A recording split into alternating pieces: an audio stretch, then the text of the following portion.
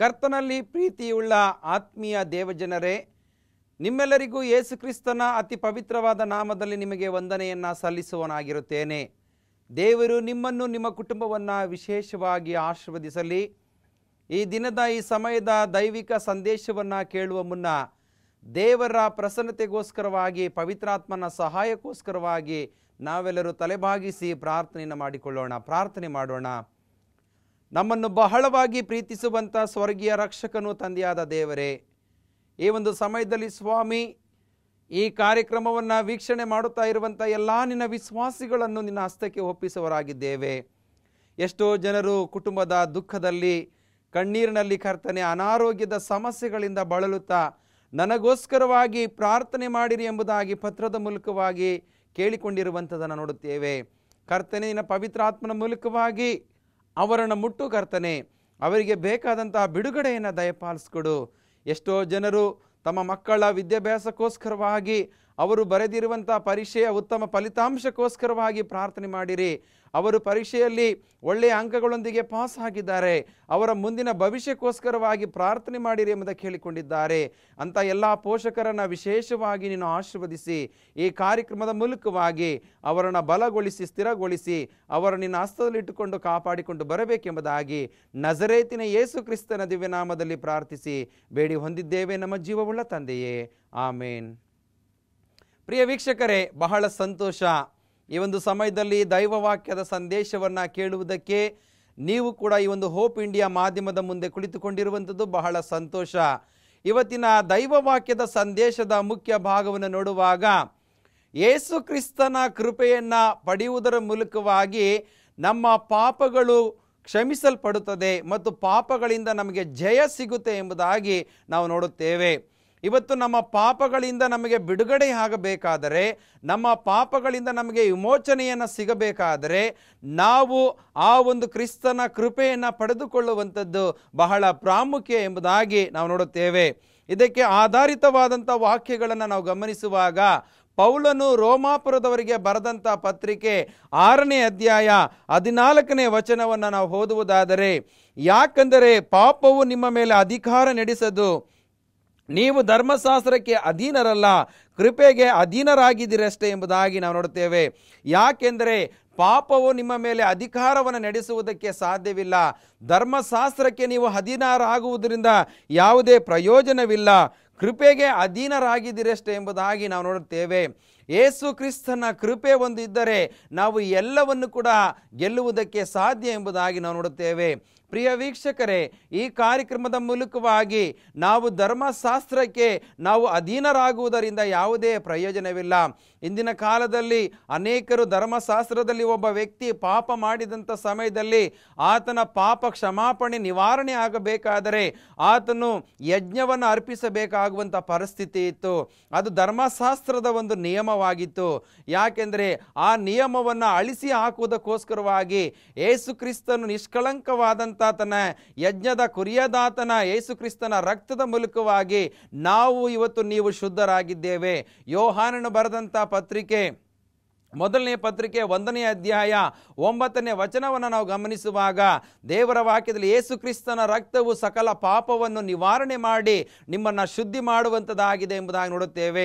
ಆದಿ ತಂದೆ ತಾಯಿಗಳಾದಂಥ ಆದಾಮ ಮತ್ತು ಹವ್ವಳು ಕೂಡ ಪಾಪವನ್ನು ಮಾಡಿದಂಥ ಸಮಯದಲ್ಲಿ ಆ ಏದೇನ್ ತೋಟದ ಶುದ್ಧೀಕರಣ, ಅವರ ಪಾಪಮಯವಾದ ಜೀವಿತದಿಂದ ನೂತನ ಜೀವಿತವನ್ನು ಪಡೆದುಕೊಳ್ಳಬೇಕಾದರೆ ಯಜ್ಞದ ಕುರಿಯದಾತನ ಒಂದು ಕುರಿಮರಿ ಆ ಏದೇನ್ ತೋಟದಲ್ಲಿ ಕೊಯ್ಯಲ್ಪಟ್ಟ ಪ್ರಯುಕ್ತವಾಗಿ ಆ ಒಂದು ರಕ್ತದ ಮೂಲಕವಾಗಿ ಆದಾಮ ಮತ್ತು ಹವ್ವಳು ಮಾಡಿದಂತಹ ಪಾಪದ ಒಂದು ಶುದ್ಧೀಕರಣವಾಗಿ ದೇವರು ತನ್ನ ಕೃಪೆಯ ಮೂಲಕವಾಗಿ ಅವರಿಗೆ ನೂತನವಾದಂಥ ಜೀವಿತವನ್ನು ಕೊಟ್ಟ ಎಂಬುದಾಗಿ ನಾವು ನೋಡುತ್ತೇವೆ.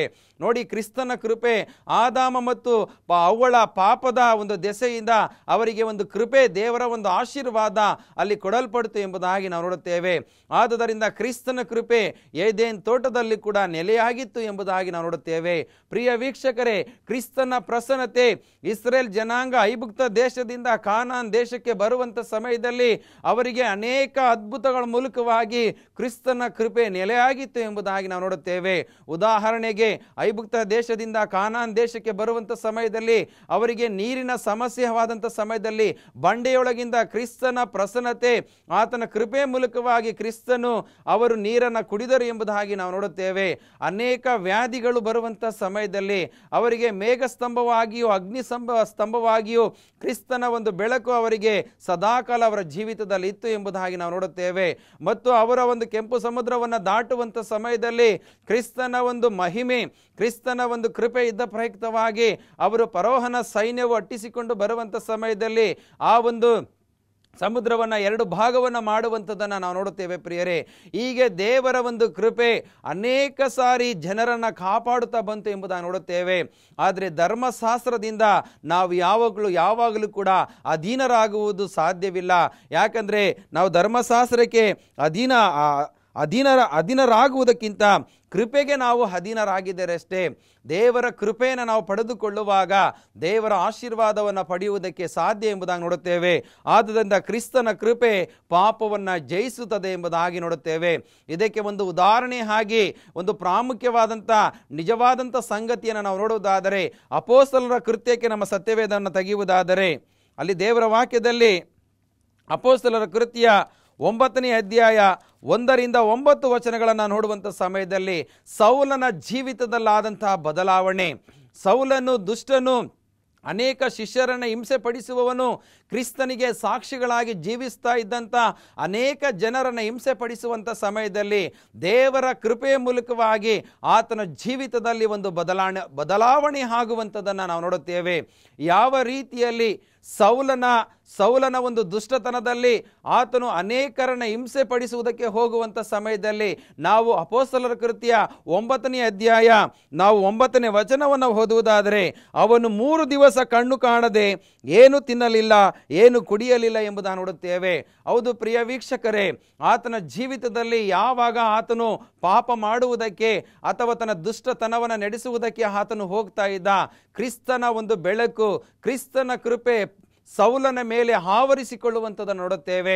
ಆತನು ಆ ಒಂದು ದಮಸ್ಕ ಪಟ್ಟಣಕ್ಕೆ ನಡೆದುಕೊಂಡು ಹೋಗುವಂಥ ಸಮಯದಲ್ಲಿ ಆ ಒಂದು ಮಹಾಯಾಜಕನಿಗೆ ಒಂದು ಪತ್ರವನ್ನು ತೆಗೆದುಕೊಂಡು, ನಾನು ಕ್ರಿಸ್ತನ ಹೆಸರನ್ನು ಹೇಳಿಕೊಂಡು ಆರಾಧನೆ ಮಾಡುವವರನ್ನು ಹಿಂಸೆ ಪಡಿಸಬೇಕು, ಯೇಸು ಸ್ವಾಮಿ ಶಿಷ್ಯರಿಗೆ ಅನೇಕ ಹಿಂಸೆಗಳನ್ನು ಕೊಡಬೇಕು ಅನ್ನುವಂಥ ಒಂದು ಹಿಂಸೆಗೋಸ್ಕರವಾಗಿ ಆತನು ಹೋಗುವಾಗ ಕ್ರಿಸ್ತನ ಒಂದು ಕೃಪೆ, ಕ್ರಿಸ್ತನ ಪ್ರಸನ್ನತೆ ಪೌಲನ ಜೀವಿತದಲ್ಲಿ, ಅಂದರೆ ಸೌಲನ ಜೀವಿತದಲ್ಲಿ ಪರಿವರ್ತನೆ ಆಯಿತು ಎಂಬುದಾಗಿ ನಾವು ನೋಡುತ್ತೇವೆ. ಅದನ್ನು ನಾವು ಓದುವುದಾದರೆ 3ನೇ ವಚನ, ಅವನು ಪ್ರಯಾಣ ಮಾಡುತ್ತಾ ದಮಸ್ಕದ ಹತ್ತಿರಕ್ಕೆ ಬರಲು ಪಕ್ಕನೆ ಆಕಾಶದೊಳಗಿಂದ ಒಂದು ಬೆಳಕು ಅವನ ಸುತ್ತಲೂ ಮಿಂಚಿತು. ನೋಡಿ, ಯೇಸು ಕ್ರಿಸ್ತನ ಕೃಪೆ, ಯೇಸು ಕ್ರಿಸ್ತನ ಆ ಒಂದು ಬೆಳಕು ಯಾವ ರೀತಿಯಲ್ಲಿ ಸೌಲನ ಜೀವಿತದಲ್ಲಿ ಪರಿವರ್ತನೆ ಆಯಿತು ಎಂಬುದಾಗಿ ನೋಡುವಾಗ ಅವನು ನೆಲಕ್ಕೆ ಬಿದ್ದು, ಸೌಲನೇ ಸೌಲನೇ, ನನ್ನನ್ನು ಯಾಕೆ ಹಿಂಸೆ ಪಡಿಸುತ್ತಿ ಎಂದು ಹೇಳುವ ವಾಣಿಯನ್ನು ಕೇಳಿದನು ಎಂಬುದಾಗಿ ನಾವು ನೋಡುತ್ತೇವೆ. ಈ ಒಂದು ವಾಕ್ಯವನ್ನು ನಾವು ಕೆಳಭಾಗದಲ್ಲಿ ಓದುತ್ತಾ ಹೋಗುವುದಾದರೆ ದೇವರ ವಾಕ್ಯವನ್ನು, ದೇವರ ವಾಣಿಯನ್ನು, ದೇವರ ಕೃಪೆಯನ್ನು ತಿಳಿದುಕೊಂಡಂಥ ಸೌಲನ ಜೀವಿತದಲ್ಲಿ ಒಂದು ಪರಿವರ್ತನೆ ಆಯಿತು. ಆತನು ಹಗಲಿರುಳು ಯಾವುದೇ ಆಹಾರವನ್ನು ತೆಗೆದುಕೊಳ್ಳದೆ, ಕಣ್ಣು ಕಾಣದೆ ಆತನು ಬಹಳ ಭಯಂಕರವಾದಂಥ ಸ್ಥಿತಿಗೆ ಬಿದ್ದು ಹೋದನು ಎಂಬುದಾಗಿ ನೋಡುತ್ತೇವೆ. ಈಗ ಸೌಲನು ಕಷ್ಟದ ಪರಿಸ್ಥಿತಿಯಲ್ಲಿದ್ದಾನೆ, ಕಣ್ಣು ಕಾಣದ ಸ್ಥಿತಿಯಲ್ಲಿದ್ದಾನೆ. ಈಗ ಕ್ರಿಸ್ತನ ಕೃಪೆ ಆತನಿಗೆ ಬೇಕಾಗಿದೆ. ಆ ಕೃಪೆಯ ವಿಚಾರವಾಗಿ ಆ ಕ್ರಿಸ್ತನ ಒಂದು ವಾಣಿಯನ್ನು ಆತನು ಕೇಳಿದ್ದಾನೆ. ಈಗ ಕ್ರಿಸ್ತನ ಕೃಪೆ ಒಬ್ಬ ಶಿಷ್ಯನ ಮೂಲಕವಾಗಿ ಆತನಿಗೆ ವರ್ಗಾಯಿಸುವಂಥದ್ದನ್ನು ನೋಡುತ್ತೇವೆ. ಆ ಶಿಷ್ಯನು ಯಾರು ಎಂಬುದಾಗಿ ನೋಡುವಾಗ ಆತನು ಹನನೀಯನು ಎಂಬುದಾಗಿ ನೋಡುತ್ತೇವೆ. ಆ ಹನನೀಯನಿಗೆ ಕರ್ತನು ದರ್ಶನದಲ್ಲಿ ಹನನೀಯನೇ ಎಂದು ಅವನನ್ನು ಕರೆಯಲು ಅವನು ಕರ್ತನೇ ಇಗೋ ಇದ್ದೇನೆ ಅಂದನು. ಕರ್ತನು ಅವನಿಗೆ, ನೀನೆದ್ದು ನೆಟ್ಟನೆಯ ಬೀದಿಗೆ ಹೋಗಿ ಯೂದನ ಮನೆಯಲ್ಲಿ ತಾರ್ಸದ ಸೌಲನೆಂಬುವನ ವಿಚಾರಿಸು, ಅವನು ಪ್ರಾರ್ಥನೆ ಮಾಡುತ್ತಾನೆ ಎಂಬುದಾಗಿ ಹನನೀಯನ ಮೂಲಕವಾಗಿ ಒಂದು ವರ್ತಮಾನವು ಸೌಲನನ್ನು ಭೇಟಿ ಮಾಡು ಎಂಬುದಾಗಿ ಹೇಳುವಂಥದ್ದನ್ನು ನೋಡುತ್ತೇವೆ. ಆದರೆ ಹನನೀಯನು ಕರ್ತನಿಗೆ, ಯೇಸು ಕ್ರಿಸ್ತನಿಗೆ ಹೇಳುವಂಥ ಮಾತು, ಓ ಕ್ರಿಸ್ತನೇ, ಓ ದೇವರೇ, ಆ ಸೌಲನು ಅನೇಕರನ್ನು ಹಿಂಸೆ ಪಡಿಸ್ತಾ ಇದ್ದಾನೆ, ಅವನಲ್ಲಿ ಅನೇಕ ಪಾಪಮಯವಾದ ಜೀವಿತವೂ ಇದೆ, ಇಂತಹ ವ್ಯಕ್ತಿಗೆ ಹೋಗಿ ನೀನು ಭೇಟಿ ಮಾಡು ಎಂಬುದಾಗಿ ಹೇಳುತ್ತಾ ಇದೆಯಲ್ಲ ಎಂಬುದಾಗಿ ಅನನೀಯನು ಕ್ರಿಸ್ತನಿಗೆ ಹೇಳಿದಂಥ ಸಮಯದಲ್ಲಿ ಕ್ರಿಸ್ತನಿಂದ ಬಂದಂಥ ಮಾತು 15ನೇ ವಚನ, ಅದೇ ಅಪೊಸ್ತಲರ ಕೃತ್ಯ 9ನೇ ಅಧ್ಯಾಯ 15ನೇ ವಚನವನ್ನು ಓದುವಾಗ, ಕರ್ತನು ಅವನಿಗೆ ನೀನು ಹೋಗು, ಅನನೀಯನಿಗೆ ಹೇಳುವಂಥ ಮಾತು, ನೀನು ಹೋಗು, ಅವನ ಪಾಪದ ಬಗ್ಗೆ ಆಗಲಿ ಅವನ ದುಷ್ಟತನದ ಬಗ್ಗೆ ಆಗಿ ಮಾತನಾಡುವಂಥ ಸಮಯವಲ್ಲ, ಈಗ ನೀನು ಸೌಲನ ಬಳಿಗೆ ಹೋಗಬೇಕಾಗಿದೆ. ಪ್ರಿಯ ವೀಕ್ಷಕರೇ, ಈ ಕಾರ್ಯಕ್ರಮದ ಮೂಲಕವಾಗಿ ಒಬ್ಬನು ಪಾಪಮಯವಾದ ಜೀವಿತದಲ್ಲಿ ಬಿದ್ದಿರುವುದಾದರೆ ಅವನನ್ನು ಎಚ್ಚರಿಸುವಂಥದ್ದು ಪ್ರತಿಯೊಬ್ಬರ ಜವಾಬ್ದಾರಿಯೂ ಕೂಡ ಆಗಿದೆ. ಇಲ್ಲಿ ಅನನೀಯನು ಕೂಡ ಸೌಲನಿಗೆ ಹೋಗಿ ಪ್ರಾರ್ಥನೆಯನ್ನು ಮಾಡುವುದಕ್ಕೆ ನೀನು ಹೋಗು, ಯಾಕೆಂದರೆ ಆ ಮನುಷ್ಯನು ಅನ್ಯ ಜನರಿಗೂ ಅರಸುಗಳಿಗೂ ಇಸ್ರಾಯೇಲರಿಗೂ ನನ್ನ ಹೆಸರನ್ನು ತಿಳಿಸುವುದಕ್ಕಾಗಿ ನಾನು ಆರಿಸಿಕೊಂಡ ಸಾಧನವಾಗಿದ್ದಾನೆ ಎಂಬುದಾಗಿ ಕರ್ತನ ಒಂದು ವಾಣಿ ಅಲ್ಲಿ ಆಗುವಂಥದ್ದನ್ನು ನೋಡುತ್ತೇವೆ. ಕ್ರಿಸ್ತನ ಒಂದು ಸುವಾರ್ತೆಯನ್ನು ಅವನು ತಿಳಿಸಬೇಕಾಗಿದೆ ಎಂಬುದಾಗಿ ಅನನೀಯನಿಗೆ ಯೇಸು ಕ್ರಿಸ್ತನು ಹೇಳುವಂಥದ್ದನ್ನು ನೋಡುತ್ತೇವೆ. ಯಾಕೆಂದರೆ ಸೌಲನು ಎಷ್ಟೇ ದುಷ್ಟತನದಲ್ಲಿ ಬಿದ್ದಿರಲಿ, ಎಷ್ಟೇ ಪಾಪಮಯವಾದ ಜೀವಿತದಲ್ಲಿ ಬಿದ್ದಿರಲಿ, ನಾನು ಆತನಿಗೆ ನನ್ನ ಕೃಪೆಯನ್ನು ನಾನು ಕೊಡುವುದರ ಮೂಲಕವಾಗಿ ಅನೇಕರಿಗೆ ಆತನು ಸಾಧನವಾಗಿ ಒಂದು ಒಳ್ಳೆಯ ಸುವಾರ್ಥ ಸೇವಕನಾಗಿ ಆತನು ಇರಬೇಕು ಅನ್ನುವಂಥ ಆಶೆಯಿಂದ ಕ್ರಿಸ್ತನು ಸೌಲನನ್ನು ಆರಿಸಿಕೊಳ್ಳುವಂಥದ್ದನ್ನು ನಾವು ನೋಡುತ್ತೇವೆ. ಇಂಥ ಸಮಯದಲ್ಲಿ ಆ ಅನನೀಯನು ಮನೆಯೊಳಕ್ಕೆ ಹೋಗಿ ಅವನ ಮೇಲೆ ತನ್ನ ಕೈಗಳನ್ನಿಟ್ಟು, ಸಹೋದರನಾದ ಸೌಲನೇ, ನೀನು ಬಂದ ದಾರಿಯಲ್ಲಿ ನಿನಗೆ ಕಾಣಿಸಿಕೊಂಡ ಕರ್ತನಾದ ಯೇಸು ನಿನಗೆ ಕಣ್ಣು ಕಾಣುವಂತೆಯೂ ನೀನು ಪವಿತ್ರಾತ್ಮ ಭರಿತನಾಗುವಂತೆಯೂ ನನ್ನನ್ನು ನಿನ್ನ ಬಳಿಗೆ ಕಳುಹಿಸಿದ್ದಾನೆ ಎಂದು ಹೇಳಿದನು. ಕೂಡಲೇ ಅವನ ಕಣ್ಣುಗಳಿಂದ ಪರೆಗಳಂತೆ ಏನೋ ಬಿದ್ದು ಅವನ ಕಣ್ಣು ಕಾಣಿಸಿದವು ಎಂಬುದಾಗಿ ನಾವು ನೋಡುತ್ತೇವೆ. ಯೇಸುವಿನ ಒಂದು ಅದ್ಭುತ, ಯೇಸು ಕ್ರಿಸ್ತನ ಕೃಪೆ ಸೌಲನಿಗೆ ದೊರಕಿತು ಎಂಬುದಾಗಿ ನಾವು ನೋಡುತ್ತೇವೆ. ಯಾವಾಗ ಯೇಸು ಕ್ರಿಸ್ತನ ಕೃಪೆಯನ್ನು ಪಡೆದುಕೊಂಡಂಥ ಸೌಲನು ಆತನು ಎದ್ದು ದೀಕ್ಷಾ ಸ್ನಾನವನ್ನು ಮಾಡಿಸಿಕೊಂಡು ತರುವಾಯ ಊಟ ಮಾಡಿದನು. ನಂತರ ಸೌಲನಾಗಿದ್ದಂಥ ವ್ಯಕ್ತಿ ಪೌಲನಾಗಿ ಆತನು ಬದಲಾವಣೆಯ ಜೀವಿತದಲ್ಲಿ ತನ್ನ ಜೀವಿತವನ್ನು ತೋರಿಸಿಕೊಟ್ಟನು ಎಂಬುದಾಗಿ ನಾವು ನೋಡುತ್ತೇವೆ. ಪ್ರಿಯ ವೀಕ್ಷಕರೇ, ಒಬ್ಬ ವ್ಯಕ್ತಿ ಪಾಪಮಯವಾದ ಜೀವಿತದಲ್ಲಿ ಜೀವಿಸುವಂಥ ಸಮಯದಲ್ಲಿ ಆ ಕ್ರಿಸ್ತನ ಕೃಪೆಯನ್ನು ಪಡೆದುಕೊಂಡಂಥ ಸಮಯದಲ್ಲಿ ಆತನ ಜೀವಿತದಲ್ಲಿ ಬದಲಾವಣೆ ಆಗುವಂಥದ್ದನ್ನು ನಾವು ನೋಡುತ್ತೇವೆ. ಯಾಕೆಂದರೆ ಸೌಲನ ಜೀವಿತದಲ್ಲಿ ಯಾವಾಗ ಕ್ರಿಸ್ತನ ಒಂದು ಪ್ರಸನ್ನತೆ ಕೃಪೆ ಆತನಿಗೆ ಸಿಕ್ಕಿತು, ಆಗ ಆತನು ಪೌಲನಾಗಿ ಬದಲಾವಣೆಯನ್ನು ಹೊಂದಿ ದೀಕ್ಷಾ ಸ್ನಾನವನ್ನು ಪಡೆದುಕೊಳ್ಳುವಂಥದ್ದನ್ನು ನಾವು ನೋಡುತ್ತೇವೆ. ಪ್ರಿಯ ವೀಕ್ಷಕರೇ, ಮುಂದಿನ ಒಂದು ಜೀವಿತದಲ್ಲಿ ಪೌಲನು ಅನೇಕ ಪತ್ರಿಕೆಗಳನ್ನು ಬರೆಯುವುದರ ಮೂಲಕವಾಗಿ ಅನೇಕ ಅದ್ಭುತ ಕಾರ್ಯಗಳನ್ನು ಮಾಡುವುದರ ಮೂಲಕವಾಗಿ ಆತನು ಒಳ್ಳೆಯ ಒಬ್ಬ ಸುವಾರ್ತಿಕನಾಗಿ ಆತನು ಜಗತ್ತಿಗೆ ಸುವಾರ್ತೆಯನ್ನು ಸಾರಿದನು ಎಂಬುದನ್ನು ನೋಡುತ್ತೇವೆ. ನಾವು ಯಾವ ರೀತಿಯಲ್ಲಿ ಕ್ರಿಸ್ತನ ಕೃಪೆಯನ್ನು ಪಡೆದುಕೊಂಡಂಥ ಆ ಪೌಲನ ಜೀವಿತದಲ್ಲಾದಂಥ ಬದಲಾವಣೆ ಇವತ್ತು ನಿಮ್ಮ ಜೀವಿತದಲ್ಲಿಯೂ ಕೂಡ ಆ ಕ್ರಿಸ್ತನ ಕೃಪೆಯನ್ನು ಪಡೆದುಕೊಂಡು ಜೀವಿಸುವಾಗ ಆತನ ಆಶೀರ್ವಾದದ ಮೂಲಕವಾಗಿ ನಿಮ್ಮ ಮುಂದಿನ ಜೀವಿತದಲ್ಲಿ ಕ್ರಿಸ್ತನ ಮಕ್ಕಳಾಗಿ ಜೀವಿಸುವುದಕ್ಕೆ ಸಾಧ್ಯ ಎಂಬುದಾಗಿ ನಾವು ನೋಡುತ್ತೇವೆ. ಮುಂದಿನ ಭಾಗಕ್ಕೆ ಹೋಗುವುದಾದರೆ, ಇವತ್ತು ಕ್ರಿಸ್ತನ ಕೃಪೆಯಿಂದ ಆ ಪಾಪದ ಆ ದುಷ್ಟತನದಿಂದ ಪೌಲನಿಗೆ ಜಯ ಸಿಕ್ಕಿತು ಎಂಬುದಾಗಿ ನಾವು ನೋಡುತ್ತೇವೆ. ಮುಂದಿನ ಭಾಗಕ್ಕೆ ಹೋಗುವುದಾದರೆ, ದಾವೀದನು ಕೂಡ ಅನೇಕ ಪಾಪವನ್ನು ಮಾಡುವಂಥ ಸಮಯದಲ್ಲಿ ಆತನ ನೀಚ ಕೃತ್ಯದ ಮೂಲಕವಾಗಿ ಆತನು ಬೆಸ್ತೇಬೆ ಸಂಗಡ ಅನೈತಿಕ ಸಂಬಂಧವನ್ನು ಇಟ್ಟುಕೊಳ್ಳುವುದರ ಮೂಲಕವಾಗಿ ವ್ಯಭಿಚಾರವನ್ನು ಮಾಡುವುದರ ಮೂಲಕವಾಗಿ ದಾವೀದನು ಕೂಡ ನೀಚ ಕೃತ್ಯಗಳನ್ನು ಮಾಡುವಂಥದ್ದನ್ನು ನಾವು ನೋಡುತ್ತೇವೆ. ಯಾಕೆ ನಾನು ಇದನ್ನು ಉದಾಹರಣೆಯಾಗಿ ನಾನು ತೆಗೆದುಕೊಂಡೆ ಎಂಬುದಾಗಿ ನೋಡುವಂಥ ಸಮಯದಲ್ಲಿ ಒಬ್ಬನಿಗೆ ಕ್ರಿಸ್ತನ ಕೃಪೆ ಅಥವಾ ದೇವರ ಕೃಪೆ ಇದ್ದಂಥ ಸಮಯದಲ್ಲಿ ಆತನ ಪಾಪಗಳು ಕೂಡ ಕ್ಷಮಿಸಲ್ಪಡ್ತವೆ ಎಂಬುದಾಗಿ ನಾವು ನೋಡುತ್ತೇವೆ. ಆದರೆ ನಾವು ಪಾಪವನ್ನು ಮಾಡಿದಂಥ ಸಮಯದಲ್ಲಿ ನಮ್ಮ ಒಂದು ಜೀವನದಲ್ಲಿ ನಾವು ನಡೆದುಕೊಳ್ಳುವಂಥ ರೀತಿ ಇದೆಯಲ್ಲ, ಅದು ಮಹತ್ತರವಾಗಿರಬೇಕು ಎಂಬುದಾಗಿ ನಾವು ನೋಡುತ್ತೇವೆ. ಇಲ್ಲಿ ದಾವೀದನಿಗೆ ದೇವರ ಒಂದು ವಿಷಯ ಕುರಿತು ಗೊತ್ತಿದ್ರೂ ಕೂಡ ಆತನಲ್ಲಿದ್ದಂಥ ಘನತೆ ಗೌರವವನ್ನು ಮರೆತು ಆತನು ನೀಚ ಕೃತ್ಯಗಳನ್ನು ಮಾಡುವಂಥದ್ದನ್ನು ನಾವು ನೋಡುತ್ತೇವೆ. ಇಂಥ ದಾವಿದನ ಜೀವಿತದಲ್ಲಿ ದೇವರ ಒಂದು ಕೃಪೆ ಅಥವಾ ಕ್ರಿಸ್ತನ ಕೃಪೆಯ ಅವಶ್ಯಕತೆ ಇತ್ತ ಎಂಬುದಾಗಿ ನೋಡುವಾಗ ಖಂಡಿತವಾಗಿ ಇತ್ತು ಪ್ರಿಯರೇ. ಆತನು ಆ ತಪ್ಪನ್ನು ಮಾಡಿದಂಥ ಸಮಯದಲ್ಲಿ ನಾವು ಆ ವಾಕ್ಯವನ್ನು ಓದುವುದಾದರೆ 2 ಸಮುವೇಲ 11ನೇ ಅಧ್ಯಾಯಕ್ಕೆ ನಮ್ಮ ಸತ್ಯವೇದವನ್ನು ತೆಗೆಯುವುದಾದರೆ 2 ಸಮುವೇಲ 11ನೇ ಅಧ್ಯಾಯ 1ನೇ ವಚನದಿಂದ 5ನೇ ವಚನ ತನಕ ಆತನ ನೀಚ ಕೃತ್ಯಗಳ ಬಗ್ಗೆ ಅಲ್ಲಿ ಬರೆಯಲ್ಪಟ್ಟಿರುವಂಥದ್ದನ್ನು ನಾವು ನೋಡುತ್ತೇವೆ. ಆದುದರಿಂದ ಪಾಪ ಮಾಡುವಂಥ ವ್ಯಕ್ತಿಯ ಜೀವಿತದಲ್ಲಿ ಆತನ ಪ್ರತಿಕ್ರಿಯೆ ಏನಾಗಿದೆ ಎಂಬುದಾಗಿ ನೋಡುವಾಗ ಮರೆ ಮಾಡದಿರುವಂಥದ್ದು. ಯಾವತ್ತೂ ಕೂಡ ನಾವು ಪಾಪ ಮಾಡದಂಥ ಸಮಯದಲ್ಲಿ ನಾವು ಮುಚ್ಚಿ ಹಾಕುವುದಕ್ಕೆ ಪ್ರಯತ್ನಿಸಬಾರದು. ಇಲ್ಲಿ ದಾವೀದನು ಕೂಡ ಆ ಪಾಪವನ್ನು ಮುಚ್ಚಿ ಹಾಕುವುದಕ್ಕೆ ಪ್ರಯತ್ನಿಸುವಂಥದ್ದನ್ನು ನೋಡುತ್ತೇವೆ. ಆದರೆ ಅದೇ ವಾಕ್ಯ 2 ಸಮುವೇಲ 12ನೇ ಅಧ್ಯಾಯ 9ನೇ ವಚನವನ್ನು ಓದುವಾಗ, ಹೀಗಿರಲು ನೀನು ಯೆಹೋವನಾದ ನನ್ನ ಆಜ್ಞೆಯನ್ನು ತಿರಸ್ಕರಿಸಿ ನನ್ನ ದೃಷ್ಟಿಯಲ್ಲಿ ಕೆಟ್ಟದ್ದಾಗಿರುವುದನ್ನು ಮಾಡಿದ್ದೇನು. ನೀನು ಹಿತ್ತಿಯನಾದ ಹುರಿಯನನ್ನು ಕತ್ತಿಯಿಂದ ಕೊಲ್ಲಿಸಿ ಅವನ ಹೆಂಡತಿಯನ್ನು ನಿನ್ನ ಹೆಂಡತಿಯನ್ನಾಗಿ ತೆಗೆದುಕೊಂಡು ನೀನು ನನ್ನ ಆಜ್ಞೆಯನ್ನು ತಿರಸ್ಕರಿಸಿದರಿಂದಲೂ ಹಿತ್ತಿಯನಾದ ಹುರಿಯನನ್ನು ಅಮೋನಿಯರ ಕತ್ತಿಯಿಂದ ಕೊಲ್ಲಿಸಿ ಅವನ ಹೆಂಡತಿಯನ್ನು ನಿನ್ನ ಹೆಂಡತಿಯನ್ನಾಗಿ ತೆಗೆದುಕೊಂಡದಿರಿಂದಲೂ ಕತ್ತಿಯು ನಿನ್ನ ಮನೆಯನ್ನು ಬಿಟ್ಟು ಹೋಗುವುದಿಲ್ಲ ಎಂಬುದಾಗಿ ನಾತಾನನ ಮೂಲಕವಾಗಿ ದೇವರು ಅವನಿಗೆ ಎಚ್ಚರಿಕೆಯನ್ನು ಕೊಡುವಂಥದ್ದನ್ನು ನಾವು ನೋಡುತ್ತೇವೆ. ದಾವಿದನು ತನ್ನ ತಪ್ಪನ್ನು ಒಪ್ಪಿಕೊಳ್ಳಬಹುದಾಗಿತ್ತು.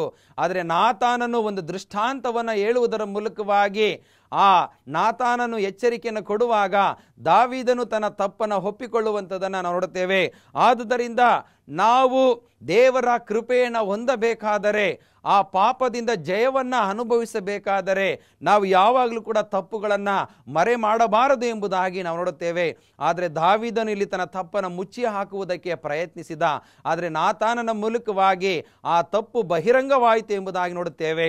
ಆತನು ನಂತರ ಪಶ್ಚಾತ್ತಾಪಪಟ್ಟು ಕೀರ್ತನೆ 51ನೇ ಅಧ್ಯಾಯದಲ್ಲಿ ಪ್ರೀತಿ ಸ್ವರೂಪನಾದ ದೇವರೇ ನನ್ನನ್ನು ಕರುಣಿಸು, ಕರುಣಾನಿಧಿಯೇ ನನ್ನ ದ್ರೋಹವನ್ನೆಲ್ಲ ಅಳಿಸಿಬಿಡು, ನಾನು ಪಾಪಿ ಎಂದು ನಾನೇ ಒಪ್ಪಿಕೊಂಡಿದ್ದೇನೆ ಎಂಬುದಾಗಿ ದಾವಿದನು ಪಶ್ಚಾತ್ತಾಪದ ಕೀರ್ತನೆಯನ್ನು 51ನೇ ಅಧ್ಯಾಯದಲ್ಲಿ ಬರೆಯುವಂಥದ್ದನ್ನು ನಾವು ನೋಡುತ್ತೇವೆ.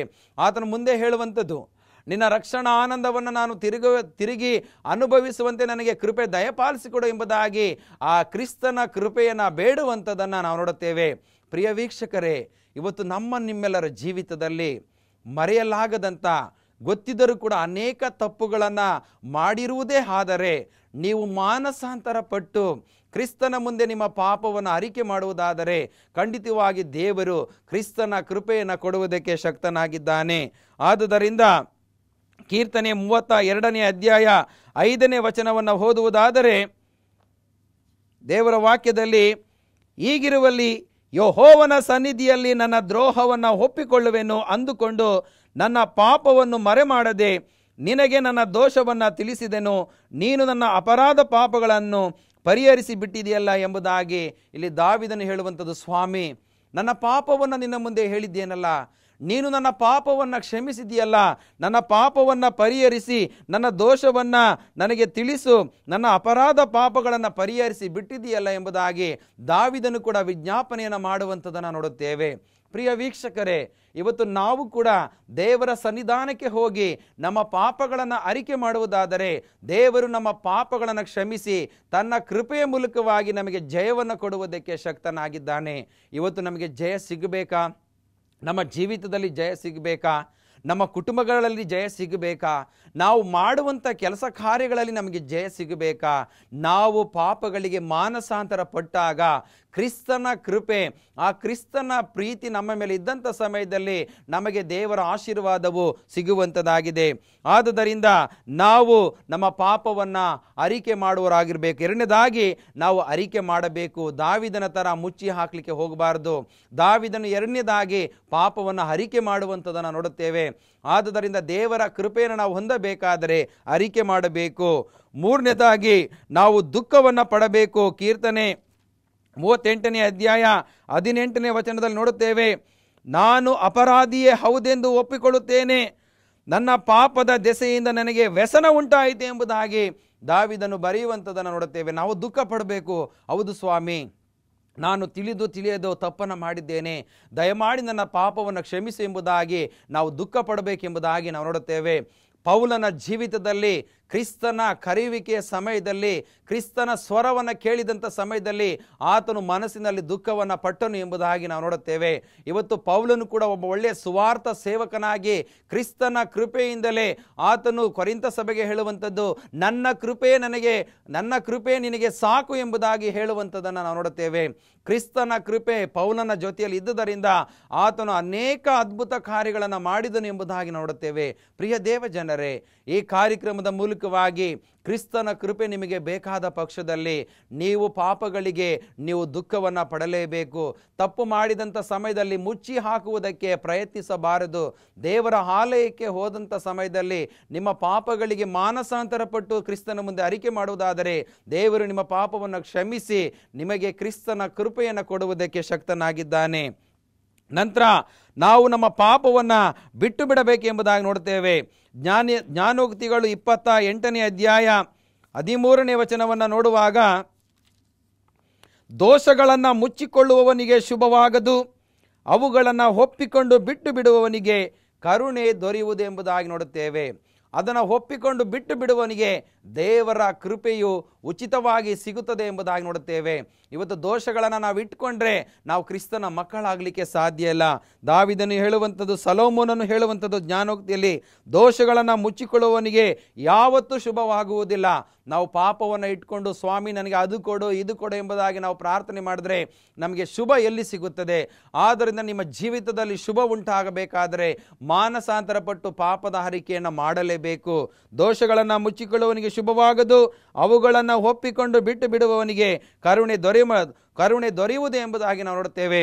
ಆದುದರಿಂದ ನಾವು ಪಾಪವನ್ನು ಬಿಟ್ಟು ಬಿಡಬೇಕು. ನಂತರ ವಶ ಮಾಡಿಕೊಳ್ಳುವುದು ಎಂಬುದಾಗಿ ನಾವು ನೋಡುತ್ತೇವೆ. ನಾವು ಯಾವತ್ತೂ ಕೂಡ ಪಾಪವು ನಮ್ಮ ಮನೆಯ ಬಾಗಿಲಲ್ಲಿ ಕಾಯುತ್ತಾ ಇರುವಾಗ ನಾವು ಅದನ್ನು ವಶಪಡಿಸಿಕೊಳ್ಳುವುದಕ್ಕೆ ಹೋಗಬಾರದು ಎಂಬುದಾಗಿ ನಾವು ನೋಡುತ್ತೇವೆ. ಯಾವತ್ತೂ ಕೂಡ ನಾವು ಪಾಪಕ್ಕೆ ದಾಸರಾಗಬಾರದು. ಪಾಪವು ನಮ್ಮನ್ನು ಹೊಂಚು ಹಾಕುತ್ತಾ ಇರುವಾಗ ನಾವು ಅದನ್ನು ಬಿಡಬೇಕೆಂಬುದಾಗಿ ನಾವು ನೋಡುತ್ತೇವೆ. ಆದುದರಿಂದ ಭಕ್ತನಾದಂಥ ಪೌಲನು ಇಬ್ರಿಯರಿಗೆ ಬರೆದಂಥ ಪತ್ರಿಕೆ 12ನೇ ಅಧ್ಯಾಯ 1 ಮತ್ತು 2ನೇ ವಚನದಲ್ಲಿ ಹೇಳುವನಾಗಿದ್ದಾನೆ. ಅದನ್ನು ನಾವು ಓದುವುದಾದರೆ, ಆದ ಕಾರಣ ಇಷ್ಟು ಮಂದಿ ಸಾಕ್ಷಿಯವರು ಮೇಘದೋಪಾದಿಯಲ್ಲಿ ನಮ್ಮ ಸುತ್ತಲೂ ಇರುವುದರಿಂದ ನಮಗೆ ಅಭ್ಯಂತರ ಮಾಡುವ ಎಲ್ಲ ಭಾರವನ್ನು ಹತ್ತಿಕೊಳ್ಳುವ ಪಾಪವನ್ನು ನಾವು ಸಹ ತೆಗೆದಿಟ್ಟು ನಂಬಿಕೆಯನ್ನು ಹುಟ್ಟಿಸುವವನು ಪೂರೈಸುವನು ಆಗಿರುವ ಯೇಸುವಿನ ಮೇಲೆ ದೃಷ್ಟಿ ಇಟ್ಟು ನಮಗೆ ನೇಮಕವಾದ ಓಟವನ್ನು ಸ್ಥಿರಚಿತ್ತದಿಂದ ಓಡೋಣ. ನಾವು ಎಲ್ಲ ಪಾಪದ ಭಾರವನ್ನು ಬಿಟ್ಟು ನಮ್ಮ ದೃಷ್ಟಿಯನ್ನು ಕ್ರಿಸ್ತನ ಮೇಲೆ ಇಟ್ಟುಕೊಂಡು ನಾವು ಓಡುವಾಗ ದೇವರ ಆಶೀರ್ವಾದವು ನಮಗೆ ಸಿಗುವಂಥದ್ದಾಗಿದೆ. ಪ್ರಿಯ ವೀಕ್ಷಕರೇ, ಇವತ್ತಿನ ದಿನದಲ್ಲಿ ನಾವು ಪಾಪದಿಂದ ಜಯಶೀಲರಾಗಬೇಕಾದರೆ ಕ್ರಿಸ್ತನ ಕೃಪೆ ಅನ್ನುವಂಥದ್ದು ಬಹಳ ಅತ್ಯಮೂಲ್ಯ ಎಂಬುದನ್ನು ನೋಡುತ್ತೇವೆ. ಆ ಕ್ರಿಸ್ತನ ಕೃಪೆಯ ಮೂಲಕವಾಗಿ ನಿಮ್ಮ ಪಾಪಗಳು ಬಿಡುಗಡೆಯಾಗಿ ದೇವರು ನಿಮಗೆ ಜಯವನ್ನು ದಯಪಾಲಿಸಲಿ ಎಂಬುದೇ ನನ್ನ ಪ್ರಾರ್ಥನೆಯಾಗಿದೆ. ದೇವರ ಈ ವಾಕ್ಯವನ್ನು ಆಶೀರ್ವದಿಸಲಿ. ಆಮೇನ್. ಪ್ರಾರ್ಥನೆ ಮಾಡೋಣ. ನಮ್ಮನ್ನು ಬಹಳವಾಗಿ ಪ್ರೀತಿಸುವಂಥ ಸ್ವರ್ಗೀಯ ರಕ್ಷಕನು ತಂದೆಯಾದ ದೇವರೇ, ಈ ಕಾರ್ಯಕ್ರಮದ ಮೂಲಕವಾಗಿ ಸ್ವಾಮಿ ಅನೇಕರು ಆಶೀರ್ವಾದವನ್ನು ಹೊಂದಿದ್ದಾರೆ. ಈ ವಾಕ್ಯದ ಮೂಲಕವಾಗಿ ಎಲ್ಲರ ಪಾಪಗಳನ್ನು ಕ್ಷಮಿಸಿಬಿಟ್ಟು ಅವರಿಗೆ ಪಾಪದಿಂದ ಜಯವನ್ನು ನೀನು ದಯಪಾಲಿಸಿಕೊಡಬೇಕಾಗಿ ಪ್ರಾರ್ಥಿಸುತ್ತೇವೆ. ಕ್ರಿಸ್ತನ ಕೃಪೆಯನ್ನು ಅವರಿಗೆ ದಯಪಾಲಿಸಿಕೊಡು. ಎಷ್ಟೋ ಜನರು ದುಃಖದಲ್ಲಿ ಕಣ್ಣೀರಿನಲ್ಲಿದ್ದಾರೆ ಕರ್ತನೆ, ಅವರಿಗೆ ಬಿಡುಗಡೆಯನ್ನು ದಯಪಾಲಿಸಿಕೊಡು. ಮಳೆಗೋಸ್ಕರವಾಗಿ ಪ್ರಾರ್ಥನೆ ಮಾಡುತ್ತೇವೆ. ಭೂಮಿಗೆ ಬರಗಾಲದಿಂದ ಕರ್ತನೆ ಬೇಸಾಯ ಮಾಡುವುದಕ್ಕೆ ಆಗುತ್ತಾ ಇಲ್ಲ ಕರ್ತನೆ, ಅವರಿಗೆ ಬೇಕಾದಂಥ ಒಳ್ಳೆಯ ಮಳೆಯನ್ನು ನೀನು ದಯಪಾಲಿಸಿಕೊಡಬೇಕಾಗಿ ಪ್ರಾರ್ಥಿಸ್ತೇವೆ. ಪ್ರಾರ್ಥನೆಯನ್ನು ಕೇಳಿದಕ್ಕಾಗಿ ಸ್ತೋತ್ರವನ್ನು ಸಲ್ಲಿಸುತ್ತಾ ಈ ಒಂದು ಮಾಧ್ಯಮದ ಮುಂದೆ ಕುಳಿತಿರುವಂಥ ಪ್ರತಿಯೊಬ್ಬರನ್ನು ಹೆಸರಾಗಿ ನೀನು ಆಶೀರ್ವದಿಸಬೇಕೆಂಬುದಾಗಿ ಯೇಸು ಕ್ರಿಸ್ತನ ದಿವ್ಯನಾಮದಲ್ಲಿ ಪ್ರಾರ್ಥಿಸಿ ಬೇಡಿ ಹೊಂದಿದ್ದೇವೆ ನಮ್ಮ ಜೀವವುಳ್ಳ ತಂದೆಯೇ. ಆಮೇನ್. ಪ್ರಿಯ ವೀಕ್ಷಕರೇ, ಈ ಕಾರ್ಯಕ್ರಮದ ಮೂಲಕವಾಗಿ ಪ್ರಾರ್ಥನೆಯ ಮನವಿಗಳಿದ್ದ ಪಕ್ಷದಲ್ಲಿ ಈ ಕೆಳಕಂಡ ದೂರವಾಣಿಯ ಸಂಖ್ಯೆಗೂ ಈ ಕೆಳಕಂಡ ವಿಳಾಸಕ್ಕೂ ನಿಮ್ಮ ಅನಿಸಿಕೆಗಳನ್ನು ಬರೆದು ಕಳಿಸುವಂತೆ ಈ ಮೂಲಕ ನಿಮ್ಮನ್ನು ಕೇಳಿಕೊಳ್ಳುತ್ತೇನೆ. ದೇವರು ನಿಮ್ಮನ್ನು, ನಿಮ್ಮ ಕುಟುಂಬವನ್ನು, ನಿಮ್ಮ ಕೆಲಸ ಕಾರ್ಯಗಳನ್ನು ಆಶೀರ್ವದಿಸಲಿ. ಆಮೇನ್.